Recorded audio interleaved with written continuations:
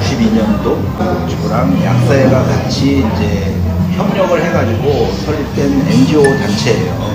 14개 시도에 지금 지부가 있어요. 지역 본부가 그렇게 활동하고 있고요. 그 수요 억제 측에서 예방 홍보, 자라는 측면에서 보면 치료 재활을 돕는 그런 역할을 한다고. 병원을 한다거나 그런 건 아니고 상담이나 뭐 교육을 통해서 이제 하는데 예방 교육과 똑같이. 그러니까 이제 검찰이나 이런 데서 뭐 일회 그 단순 투약자나 그러니까 이제 마약을 판매하거나 이제 그렇지 않은 사람들은 그 우리 마태본부에 의뢰를 해요. 교육을 뭐 14시간 뭐 15시간 이렇게 의무 교육을 줘서 우리가 교육을 주면 기소유예 처분이 이제 그 벌을 면해주는 거지.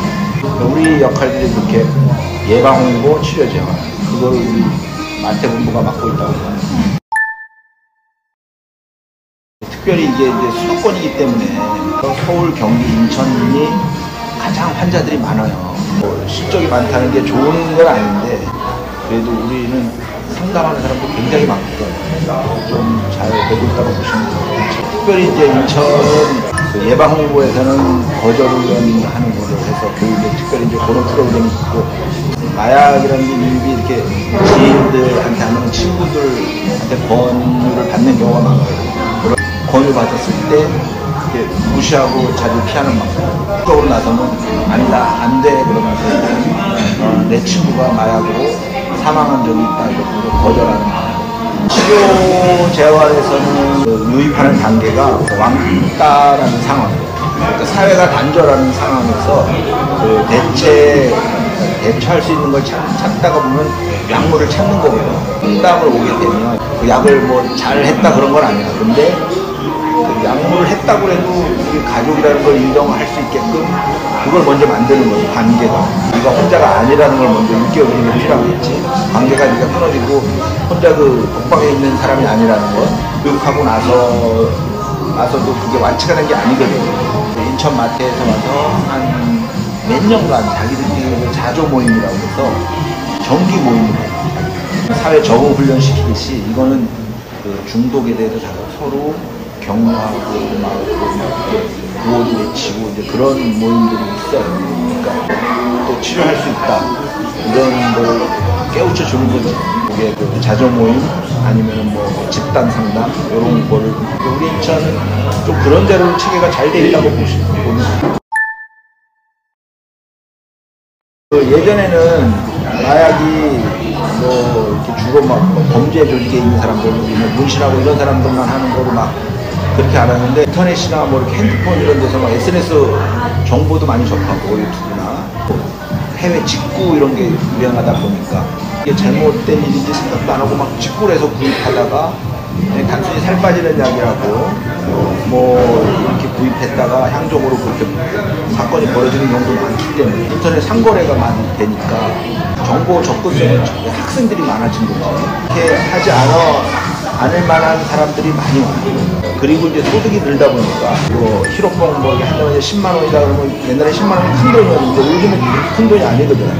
용돈 뭐 조금 아끼면 되고 막 이런 식이 되다 보니까 경제적인 문제랑 SNS 이쪽으로 해가지고 이제 겹쳐가지고 학생들이 특히 문제가 많아진 거예요. 범죄 집단 그러면 사람들이 그런 사람들이니까 그리고 남의 일로 많이 생각하는데 이제 주위에 막 그 젊은 학생들이 이제 그런 일 자꾸만 있다고 보도가 나오다 보니까 이제 더 심각하게 생각하는 거지. 뭐 코로나19하고 관련이 있다는 말은 전혀 아니다, 뭐 기다라고는 얘기할 수가 없는 게 이게 이제 혼자 이렇게 고립돼 있다 보니까 상황이 그렇지 않을까? 그래서 혼자 뭐 인터넷 서핑하고 이런 게 많이 되다 보니까 뭐 그런 거지. 코로나가 직접 해서 이게 됐다 그건 아니고 그냥 뭐 그런 환경이 만들어질 수는 있었겠지.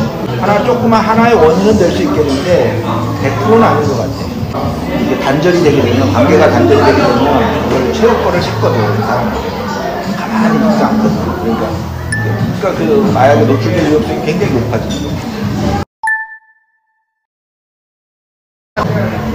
우리나라 그동안 뭐 그 마약 청정국이다 그래서 지금 뭐 단속은 검찰, 뭐 치료는 뭐 복지부, 뭐 예방은 뭐 마태본부 뭐 이렇게 막 그 여러 기관들이 그리고 뭐 수입 관세는 관세청 이렇게 돼 있는데 우리나라도 이제 조금 이렇게 국민들이 좀 불안하고 문제를 느낄 정도 수준이 되면 뭐 미국이나 뭐 태국식으로 우리나라도 마약청이나 이걸 검토할 단계가 되지 않았나.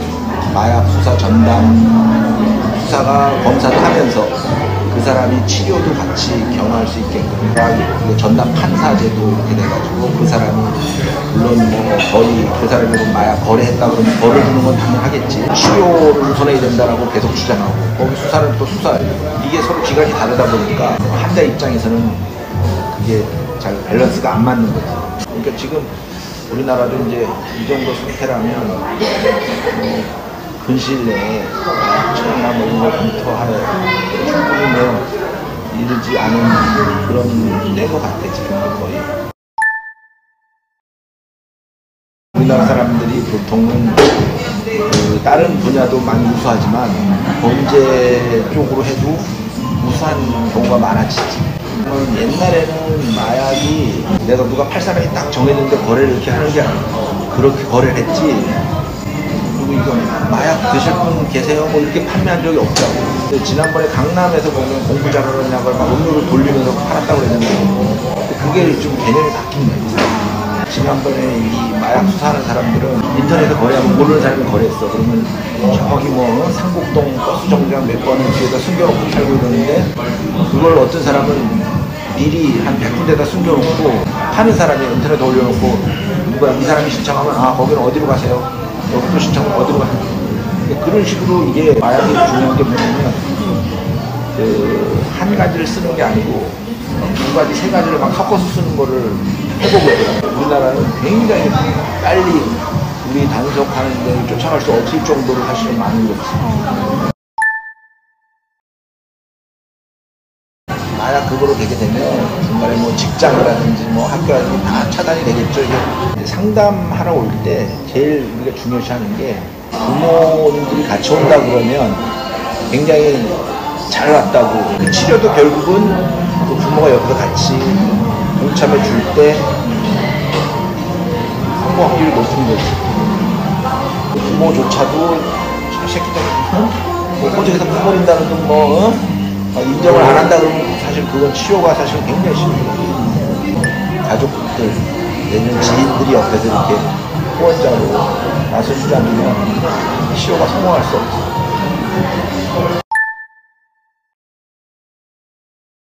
마약을 너무 뭐 그냥 일반 해열제 뭐 타이레놀 먹는 거 정도로 생각하면 안 돼. 보통 우리가 이제 생활하면서 만족하고 그러는 게 뭐 도파민 좀 한 2 정도가 보람 있고 만족한다 그러면 뭐 도박하고는 한 10, 마약하면 100배 한 1000배 이렇게 돼요. 그러니까 우리 집안에 여기 지금 220V 전기잖아요. 10,000V나 뭐 10만 볼트가 갑자기 들어오는 거라고 보면 돼. 집에는 퓨즈라는 게 있잖아. 안전장치가 차단이 되잖아. 이 여기는 없어. 뭐 100배에서 1000배가 분비되는 그 자극을 그럼 그 이후에는 세상 사는 게 하나 재미가 없는 거야.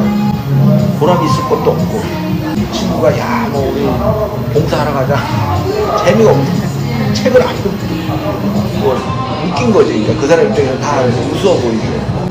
그러니까 마약을 하게 되면은 그 생활이 이제 그 우울증도 빠지겠죠. 그러니까 더 큰 또 자극을 원하겠죠. 약하면 뭐 이빨 같은 게 뭐 삭는다든가 아니면 뭐 피부에 벌레가 뭐 버그 증후군 그래서 뭐 다닌다든가 그런 거를 이제 심하게 느끼는 거죠. 계속 보통 우리가 그 자조 보육을 해도 최소한 뭐 2년에서 3년을 해도 못 벗어나. 그 기억을 그 뇌를 바꾸는 한 번 했다고 해서 괜찮지 않을까. 나는 내가 얼마나 독한 사람인데 두 번 있을 수가 없어. 한 번이면 거의 평생 담배. 젊었을 때 이제 부대를 담배를 폈는데 담배 끊은 지가 10몇 년이 지났거든요. 20년 가까이 채워가는데도 어느 날 담배 피다가 깜짝 놀라서 깨고 이런 적이 있었거든요. 그 팀이 그 정도입니다. 그 한 번 그 뇌에 그렇게 이제 이렇게 흔적이 남으면 거의 그렇게 뭐 쉽게 거의 된다고